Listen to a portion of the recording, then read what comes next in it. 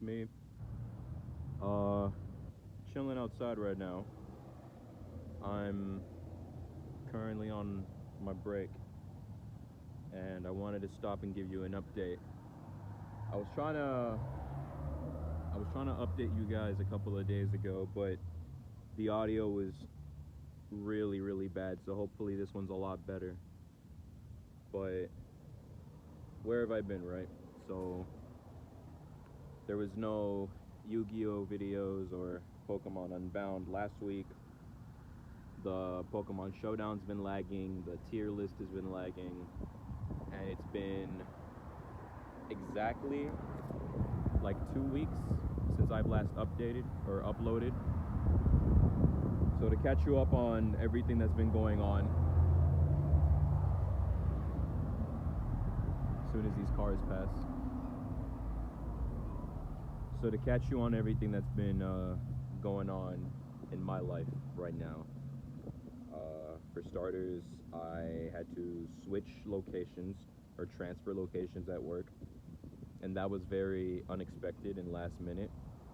You guys also know that I had finals that I was working on, and during summer break I actually had summer homework, and my vacations are always a lot shorter than I think they are, so they gave us like 4 days for summer break, and then classes started again. So that really sucked, and work was getting harder and harder. You guys know, I talked about it in the Discord, but I want to say like 2 months ago now, I had hurt myself pretty bad. I had really terrible knee pains when I was a kid, to the point where like we have a doctor's office right across the street from my house, and I needed help walking to get there.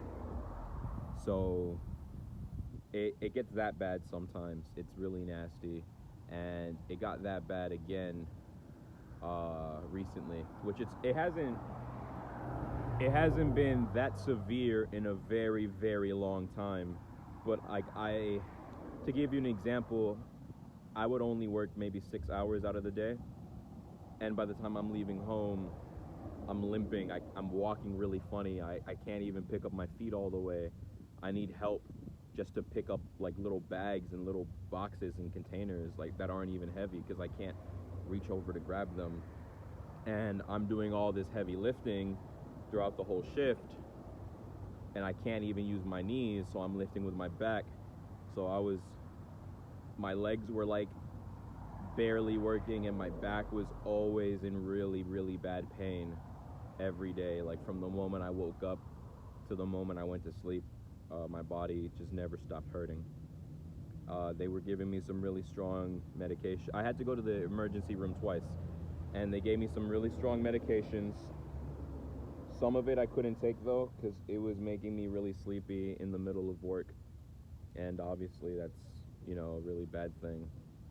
So I couldn't do that, and I had to really just deal with it. The medication I was taking only helped like maybe half of it be like copable.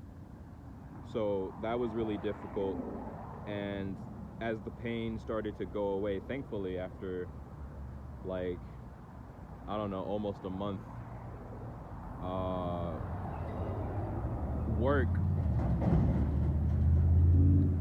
after almost a month of that, work started getting a lot busier, and it got to a point where like, okay, my back is finally kind of healing, my knees are working basically like normal again, but now I have so many customers and so many tickets that we're getting hit for 3 hours nonstop. I'm running out of food. I have to make new food, make the food that's already being ordered, and then this person needs a break, so I'm gonna help him, and then that person over there is fucking around, so I gotta go help them. Or my boss is really struggling, so I have to help him, so I'm like helping everybody and doing my stuff. So physically, like, even though I'm technically getting better, I'm getting more and more exhausted. So then fast forward to earlier this week. It's Saturday now. Fast forward to I want to say Tuesday, because we're always closed on Mondays. Tuesday comes, and it's my first day back. I get 1 day off, some of you know, and they say, hey, I got a call, and they are going to want you at the other restaurant starting as soon as possible. So I do my shift there on Tuesday, and I do a lot of cleaning because only me and one other person do the cleaning for the entire restaurant. There we go. Only me and one other person do the cleaning for the entire restaurant. And I set up everything, and we were good to go. And so the very next morning, like I worked that night, and the very next morning I'm opening the other restaurant.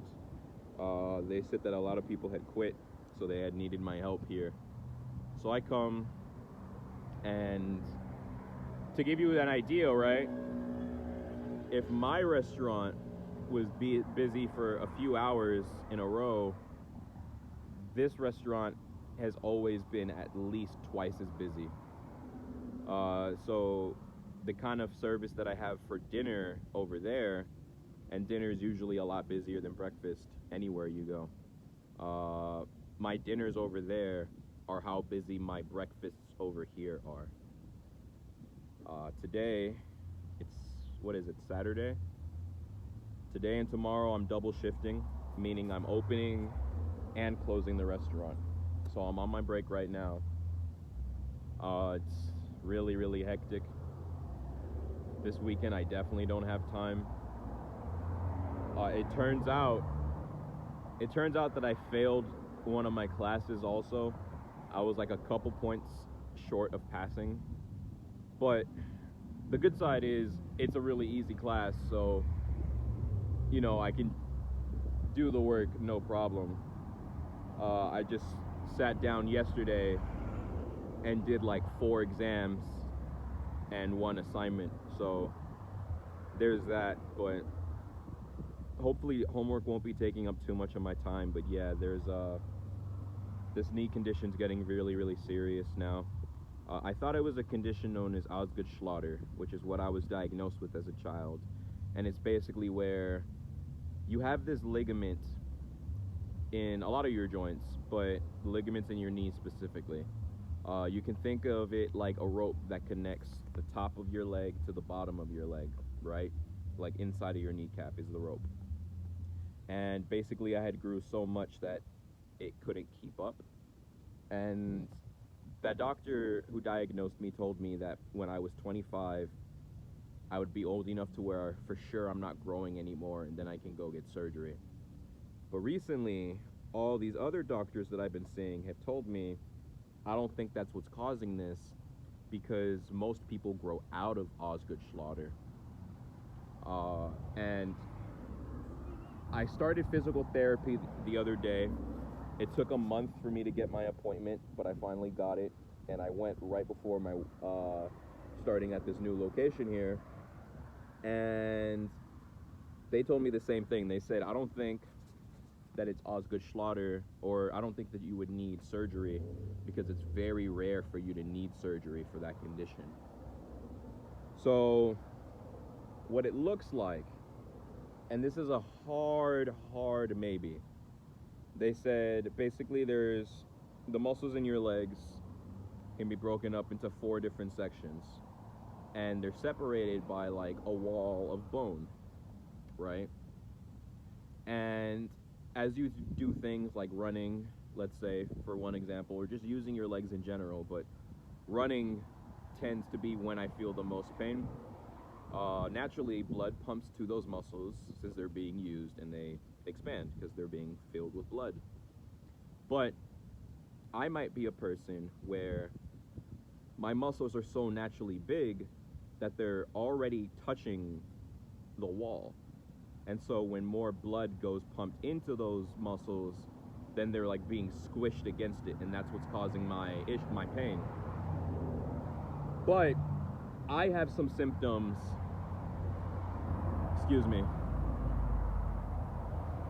but I have some symptoms that they said don't make any sense whatsoever. That's why I said it's a hard maybe. because people who have that condition, usually you also feel like pain or numbness or something in your feet. And I've never had that. Or a lot of other people, when they get the pain, they feel it in like their leg muscle. I only ever feel it in my bone. And other people, they'll have a numbness in their leg as well. I don't get numb, I get a tingling sensation that warns me, hey, if you keep pushing yourself, you're about to feel some pain. When I'm like running. Most of the time though, I go from like walking really slow to just running full speed, like 0 to 100 like that.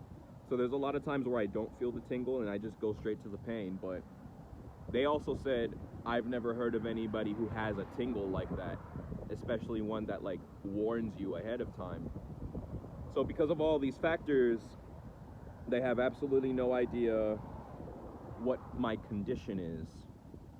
And at the beginning of next month, on like August 4th, I'm gonna have an exam at the physical therapist office where they said they're basically gonna have to numb my legs, which that needle's gonna probably hurt, but they're gonna shove a bunch of needles in my legs. And the whole point of that is to be able to test how much muscle pressure I actually naturally have. And once I have all those needles and they clean up, you know, whatever blood comes out and shit, they're gonna put me on a treadmill and have me run so that they could test that.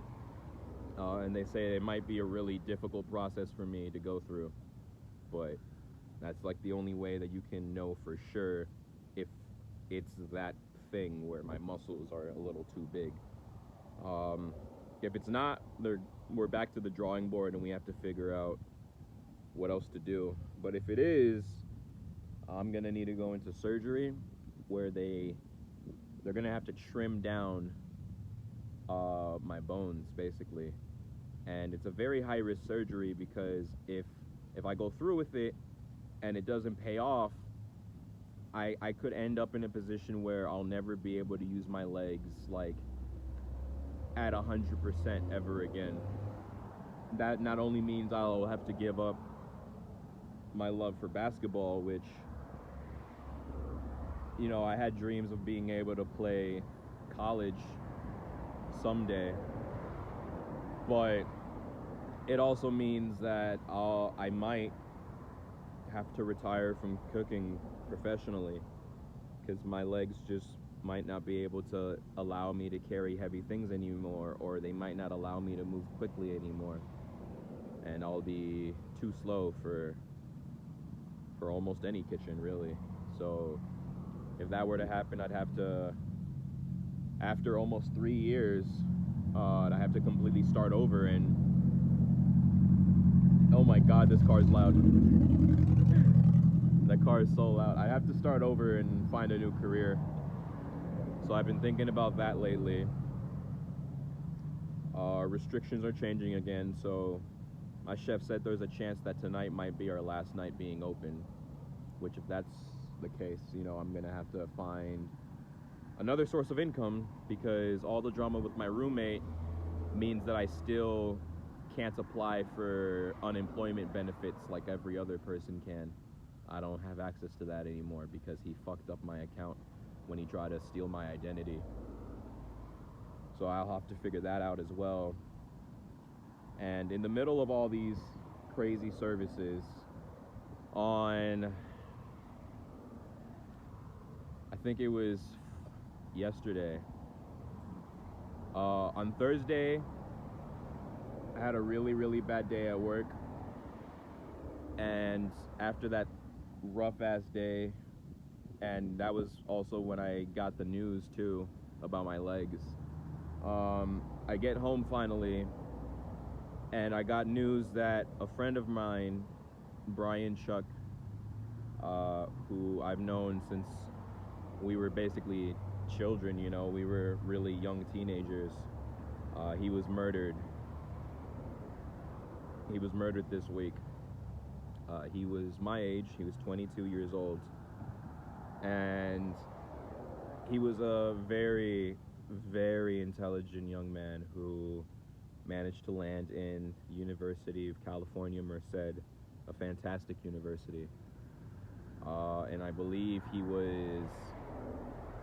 was riding his bike as he had always loved to do. We went to the same community center together, so there was a lot of different events where we saw each other, and a lot of times where we're passing through in a busy hallway and we're stopping to try to talk to each other, even though there's like hundreds of kids trying to push us out of the way. And he was just so involved in things. But one of the things he was always involved with was the different bike trips where they took almost 100 kids and they traveled to another city and back just on bicycles. So he was riding his bike one day and there was a vehicle that was coming up behind him, and they sped up and ran him over. They crashed into his bike, and one of the articles says that he rolled off of the car and flew off of the roof of it and then landed into traffic right behind that vehicle, and he was murdered. And what's crazier about that story is sometime during that impact, the license plate fell off and was found at the scene, and they found out that it was actually a pastor from a local church.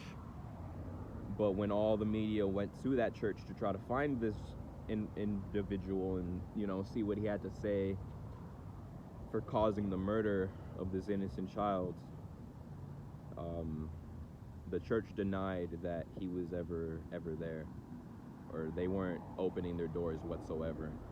So they're protecting him. They're protecting the pastor from facing his crimes. And you can read about this as well.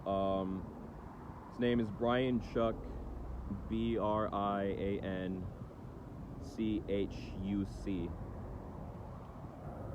And the next morning, I get a Facebook alert that says, "Happy birthday, Linda Annette." And Linda was a girl that I had met through an ex-girlfriend.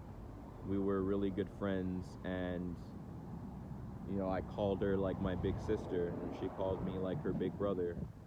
We considered each other siblings, but she died February 2020. She was very, very depressed, and, you know, she had me and my, at the time, ex-girlfriend actually, but they had known each other for maybe 10 years, and I was always a good friend to Linda, or the best that I could be, at least. She was amazing to me, but her father was very abusive, and she had just gotten accepted to a big university in New York City, and they were going on a trip to Ireland before university started to go see family. But in Ireland, 18 is legal drinking age, 18 is legal drinking age. So she was going to bars every single day and drinking until she passed out every single day. And it turns out that her family has a condition that gets passed down in their genes, where their bodies can't handle alcohol, and she knew of this, and we didn't know about this. So her liver was destroyed completely, and the doctor said, "Hey, at the very best you have a year left to live." And this was in like January, early January, and then February comes, and she was finally getting better, but they said, "Hey, no, you're getting worse. You have a month left to live." And less than a week later, she died.